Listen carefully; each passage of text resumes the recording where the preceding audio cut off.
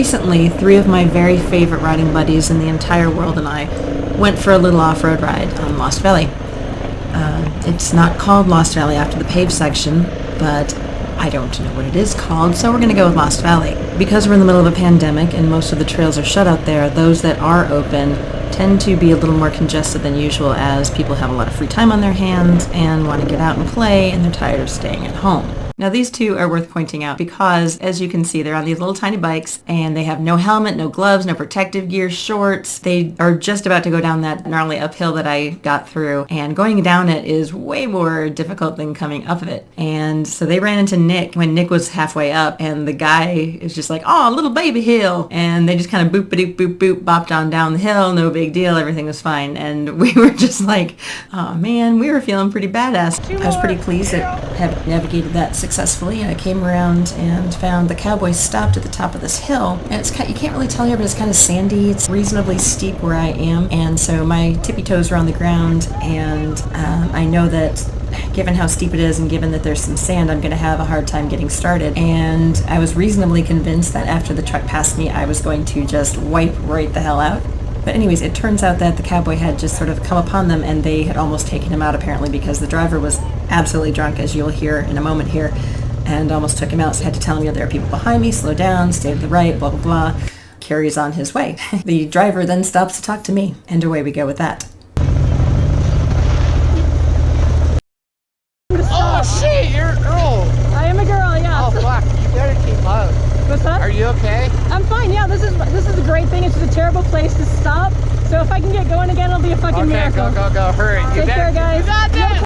Now, I know he had good intentions by asking me if I was okay, by telling me to keep up, but it's kind of insulting to assume that just because someone is a girl, they're going to get themselves in trouble. Not that I personally do not, of course, as we know I do. I have no idea what I'm doing out there, but the advice was well intended but not especially well received, and so it set me, shall we say, on edge. Now what you can't see here is that my rear end is sliding back and forth pretty significantly here, but I fight through it and I get my feet on the pegs and everything is fine. I'm underway and I'm feeling pretty chuffed about having started from that position, but I am having a hugely animated conversation in my head with both the cowboy and the guy in the truck. I am not paying attention to where I'm going. I was explaining to the cowboy in my head very stridently that it's very difficult for me when he stops on a hill like that. But that was like, 10 seconds. And then my brain moved on to all of the witty retorts I could have come up with the drunk driver who was astounded that I was a girl. I'm vaguely aware of where I'm going on the road. Like when you are driving and suddenly you're at your destination, you don't know how you got there. That's basically the mode I was in. I was in autopilot mode. I was so intently focused on what was going on inside my head. So I come up over this hill, everything's fine, and this section's really a lot of fun, and I get through it no problem whatsoever, despite the complete shenanigans going on in my head. However, here's where things begin to go horribly awry. Astute riders will note there are several paths I could choose at this point were I paying attention. I do not actively choose any of them because I am so obsessed with the inner monologue and inner conversation and giving that guy a what for about driving drunk even on dirt roads that I'm not watching where I'm going. My eyes are as good as glazed over at this point. I have no idea what's coming. And by the time I realize what is going on, which is about right here, approximately 50 feet too late, I see that I have made a bad choice. I could have corrected at this point and gone slightly to the left and taken that little ridge in the center there. I could have followed the rut on the right. I could have done any number of things here. I did none of those things. Instead, I was trying to play catch up in my head, and so I thought I was stuck on this side of the road, specifically stuck on the slope up to the side leading up to the grass, which is actually kind of steep, past that yucca plant there. And that's where I ran into trouble. Yeah, let's watch.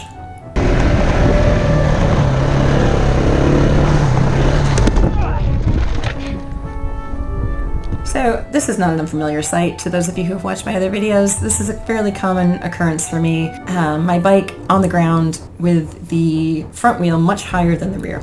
And in every single case that this has happened, it has been me riding on a slope.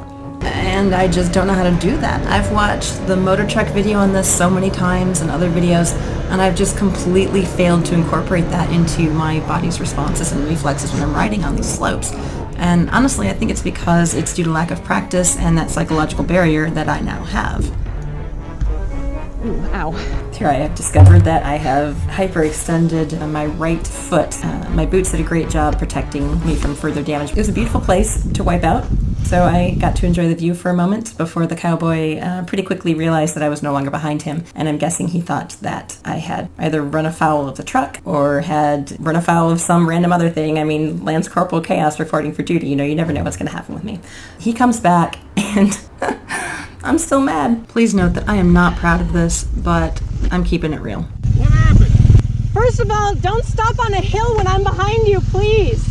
First of all, That just set off a whole series of events. I very seldom get angry to the point where I start off my response with first of all, because that is a really kind of crappy way to handle myself. I was mad at myself more than anything, and I took it out on the cowboy, and he just took it. Bless his heart. I think he's probably seen enough upset women in his life to know when to just shut up and let us rant. I fell down because I fell down. I was not paying attention. He is not to blame. It may have set off a whole series of events, but it was not his fault. It was my fault. And I had not had sufficient chance to collect myself, adjust my attitude, and take accountability and responsibility for my own shit.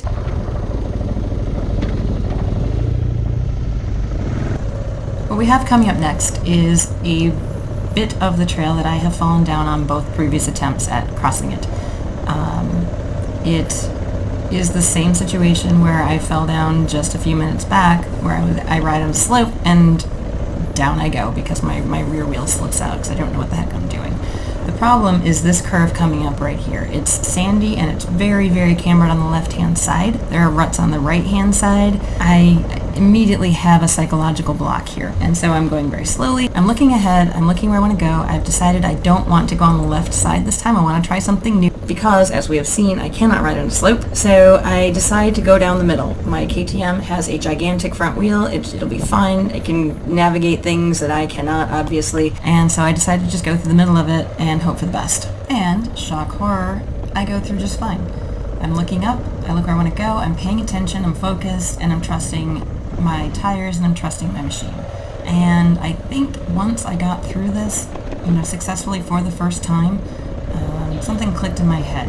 And I learned something every single ride I take. Every dirt ride, every street ride, I learn something new. Whether it's, just honing a skill that I had previously, or learning something completely out of my wheelhouse, or trusting the bike to go through sand. Even, if I stand up and lean back and peg the throttle, I can even upshift in sand and it's completely fine.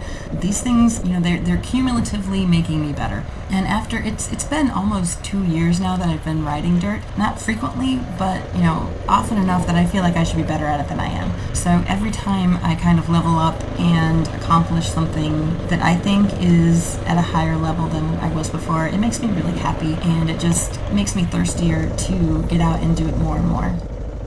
You may have noticed that slowed down significantly at the top of this hill, and that is because he has remembered something that I have forgotten, and that is there is a gigantic water crossing at the bottom of this hill. The last time we went through this, it was, I want to say maybe up to axle level, so it made a nice splash. We stopped, we took pictures. This time, however, he was surprised at how deep it was when he went through, and he cautioned us that it's very deep. Now, crossing through murky water that you can't see the bottom on and you do not know what's under there is another thing that's very intimidating for me, because there could be rocks, there could be ruts. I've fallen prey to that before, where I just plowed into a water crossing and went horribly, horribly wrong.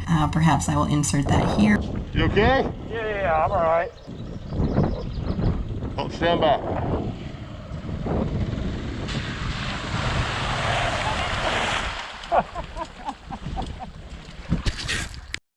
it's not. But What? once I saw him go through, Okay. and then he told me how deep it was, I'm just like, all right, I guess here we go. And so I just made up my mind that I was going to do it. Complicating matters slightly is the turn right ahead of it is sandy, loose, slightly cambered. It's not a fun setup for a sharp turn in deep water.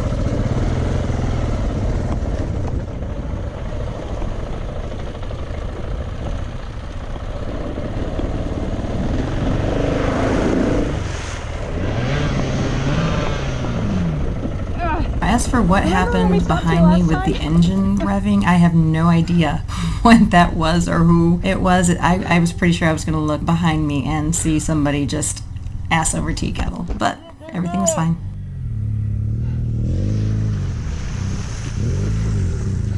On most dirt rides, there are multitudinous opportunities for me to cling tenaciously to my saddle using only the power of my sphincter. And this is another one of those moments because it's a pretty steep, loose ascent, and so starting where we were at the very bottom in somewhat loose substrate was not ideal. And so I was worried about, the rear end washing out on me. When people tell me that riding dirt is psychological, they are not kidding. They are so right. And so I just have to stop psyching myself out. There's a lot of time on a motorcycle to be alone with one's thoughts and do a lot of introspection, when one is not navigating perilous bits and pieces on the trail. But it offers an opportunity for a lot of growth and development as a human being, especially someone like me who is very self-competitive. Back in my 20s and 30s and in high school, I was a very competitive person with everybody, and it's a miserable way to be. If you always have to win, it's not fun for anybody. And so, somewhere in my mid-30s, I turned that around and just became super competitive with myself. And I get really angry at myself if I just do something incredibly stupid, like I did, back on the slope there. And so I get very, very angry at myself when I do stuff like that. An opportunity for me to grow and learn as a person is to curtail that initial response, at least outwardly, so that people don't think that I'm angry with them. Later on in this ride, somebody was riding in sand ahead of me, and I'm terrible at sand. If I make it through deep sand, without wiping out, it's kind of a minor miracle, and so I have to have everything go basically perfectly in order for me to stay upright. And so the person ahead of me hit a nasty patch and stopped, and I had to stop too, and I almost fell over. And the bike was like at a 45-degree angle, and I had to kind of wrestle it back up again, and I was just cross with myself because I couldn't navigate around him safely. Even if I was not concerned for my own safety, I would be worried that I'd take him out too, and I didn't want to do that to one of my most beloved friends. And I also I am not good at stopping in sand because I'm just not. I'm bad at sand. I'm very bad at sand. I'm getting better at sand. It's just a process. And so, when we came to the pavement not too far ahead of where we were, we stopped and chatted, and I was cranky, but I was cranky with myself, and I said something like, I don't know how to go that slow in sand. And I am 100% certain that he took that to mean that I was criticizing how slowly he was going, which is not my place. That's not my place at all. We all have to do what we're comfortable with, ride our own rides, especially in the dirt where there's so many obstacles and challenges and perils.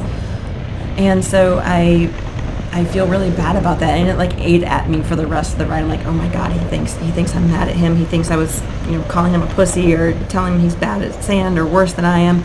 And so at the gas stop that was 20 minutes out, I made sure to apologize and said I was angry at myself, not angry at you. I don't know how to do that. And so I was cranky, and he assured me it was fine. But that's an area for growth and development, man. That's a way that I can be a better person, is to make sure that when I am upset with myself, I don't take it on other people.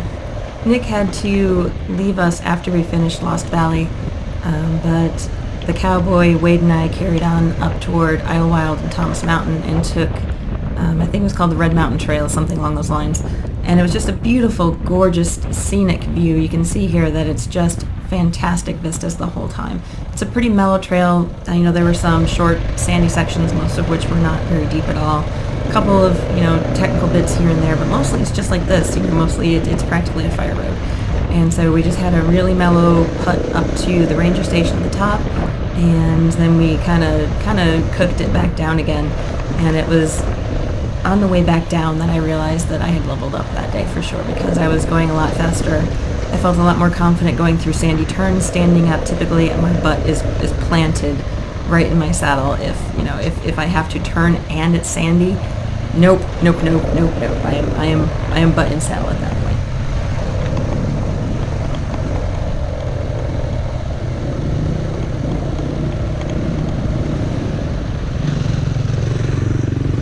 We got really lucky here in Southern California this past winter and spring because it just rained torrential volumes of rain a lot.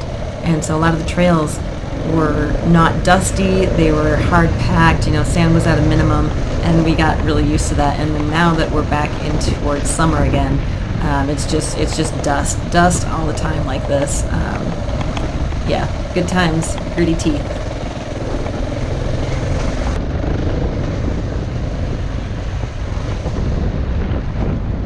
It's always very tempting for me to try to keep up with people with whom I should not try to keep up. Especially, on dirt, where I still feel like I have something to prove as a woman, as a middle-aged woman, not riding a little itty-bitty bike. I feel like I need to represent for my gender and age group. And so I have to very consciously stay back in my comfort zone and not push myself too hard, because one thing the cowboy has taught me again and again, and I've seen it happen, is you can be ripping along in the dirt and you're fine until you're not fine. Something unexpected comes up and you're in over your head, and before you know it, you're on the ground and hurt and you're getting life flighted out. I don't want that to happen. I don't fear death. I don't fear pain. What I fear is not being able to do the things that I want to do in life because of a debilitating injury. And so I really try to keep myself from falling down, because I am not as resilient physically as I used to be. So I had to let these guys go because they were on their skinny bikes and were obviously, they had just come up a pretty gnarly section that we didn't go up. They came up a little skinny single track trail. And so I knew that I was outclassed. I let them go and instead just stayed back and rode my own ride.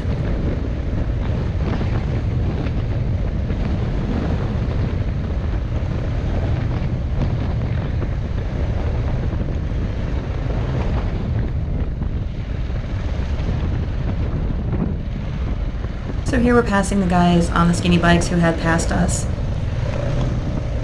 The section coming up here helps me to understand how far I've come, because as I look at this, there are giant rain ruts, there's some sand, there's, even a couple inches of sand here and there, and I didn't really give it a second thought. You can see me looking back to my left. I'm looking to see if Wade is back there. I had lost track of him for a minute. So, you've got the rut on the right, and then you've got a little sandy section. And then you've got the rut on the left in the center, come up over the hill, and there's more sand. And that sand is actually fairly deep, and then you've got a turn, and the turn is kind of, on an incline. There's a little bit of rut action. There's some loose rocks. There's a rut, more sand, and then a turn, and more sand. So, I didn't really at the moment think too much about this. I was just riding. I was just focusing and doing the things. And so, a year ago, I would have been freaked way the hell out right here because of all of that. I was doing things like Santa Isabel Truck Trail and, High Point, but on the sandy bits, I was going really slow, outriggers deployed. It was just not a good scene for me.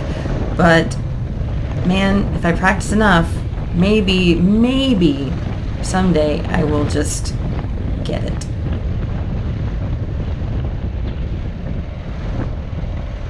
And how lucky am I that the people that I love most, these three amazing men, are so patient and so willing to help and teach me.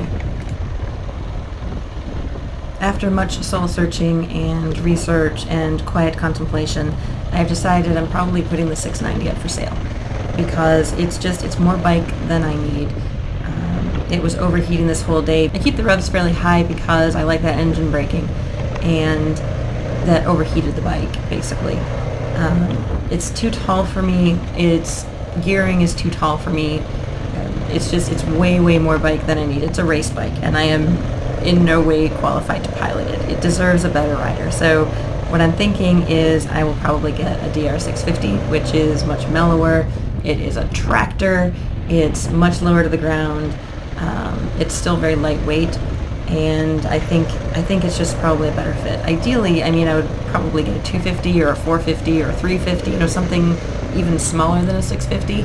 But I also want the ability to take, you know, overnight camping trips with this bike, or, you know, small adventure rides. It's never going to hold as much as the 1200 GS does, but I think I can make a workable ADV bike out of a DR650. And we have arrived, literally and figuratively, to our destination, the pinnacle. The main lessons from the day that I need to bear in mind are, as always, to be humble, to be kind, to be patient, stay focused on the task at hand, stay out of my own head, and to look where I want to go. But the overarching theme to all of this, and to life in general, honestly, is to persevere. Yeah. Further together.